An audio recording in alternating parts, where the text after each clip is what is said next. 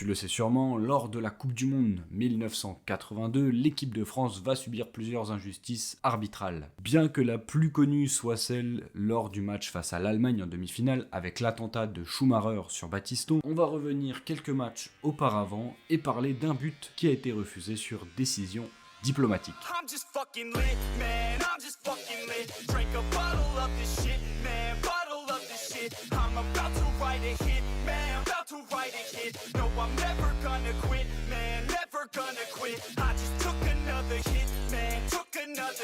Avant que je te raconte cette histoire, pense à t'abonner à ce compte, pense également à liker la vidéo si elle t'a plu et n'hésite pas à me dire dans l'espace commentaire l'un des moments marquants de l'équipe de France que tu auras retenu au cours de ces années. Bref, on est parti pour parler du match France-Koweït.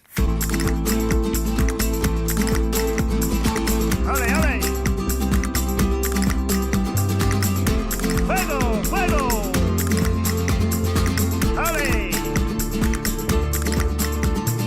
La Coupe du Monde 1982 représente un défi pour l'équipe de France. En effet, sur les 5 dernières Coupes du Monde, la France en a loupé 3 et les 2 à laquelle elle a participé, en 66 et en 78, eh bien, elle n'a tout simplement pas passé le premier tour. Le football en France devient quelque chose d'un peu désuet puisque la France ne performant pas depuis plus de 20 ans, ça t'incite pas vraiment à t'y intéresser. On n'attend pas grand chose de cet événement sur le sol espagnol et en plus, la compétition commence vraiment mal pour les Bleus puisqu'ils perdent leur premier match face à l'Angleterre, 3-1. La bande à Platoche doit impérativement se relancer et quoi de mieux que d'affronter le Koweït. 137e nation FIFA à l'heure actuelle, il faut savoir que le Koweït a eu un âge d'or, son apogée dans les années 1980, gagnant plusieurs fois la Coupe d'Asie et participant pour la première fois de son histoire à la Coupe du Monde en 1982. Ce qui est d'ailleurs sa seule participation en Coupe du Monde. Bref, on est donc le 21 juin 1982, le match est lancé et bien que dominatrice, la France va devoir attendre la 31e minute pour ouvrir le score grâce à Bernard Genghini. Platini double le score à la 43e minute, la France rentre à la mi-temps avec un avantage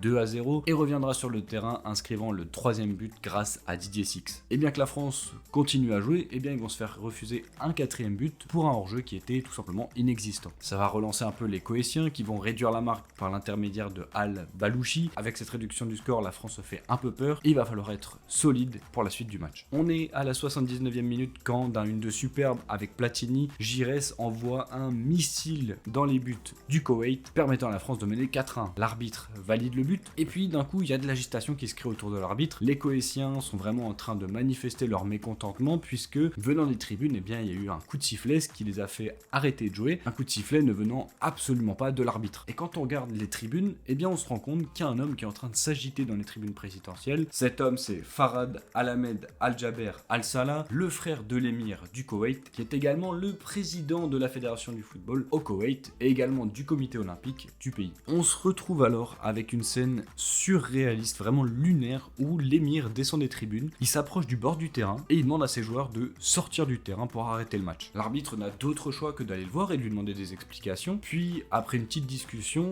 l'arbitre va voir son arbitre assistant, il discute également un peu avec lui et tout d'un coup, eh bien, il refuse le but des Français. Pourquoi ce refus ? Bon, le match reprend malgré la fureur de Michel Hidalgo, le sélectionneur français à l'époque. Plus de peur que de mal pour nos Bleus qui vont quand même terminer le match avec une victoire 4-1 grâce à un dernier but à la 89e minute de Maxime Bossis. Mais ça fait quand même très peur du pouvoir que pouvaient avoir certains hommes politiques dans le monde du football à cette époque. Forcément, l'arbitre de la rencontre, monsieur Miroslav Stupar, sera radié de la FIFA pour avoir cédé à la pression mise par le frère du Cheikh. Et d'ailleurs, le Koweït ne participera à plus aucune Coupe du Monde de son histoire, ce qui fait que la seule Coupe du Monde à laquelle ils ont participé, eh bien il y a une histoire qui entache leur participation. La France, quant à elle, terminera 4e de cette compétition après une défaite lors du match de la 3e place face à la Pologne. Voilà pour cette vidéo te parlant d'une anecdote sur l'équipe de France. J'espère que ça t'aura plu. Si c'est le cas, n'hésite pas à liker cette vidéo. Pense également à t'abonner à ce compte. N'hésite pas à me donner également dans l'espace commentaire un petit match ou une anecdote sur l'équipe de France. J'en ai un petit peu en stock, mais on sait jamais, peut-être que vous aurez des excellentes idées. Et en attendant, prenez votre cornet de frites et votre boisson et on se retrouve en tribune.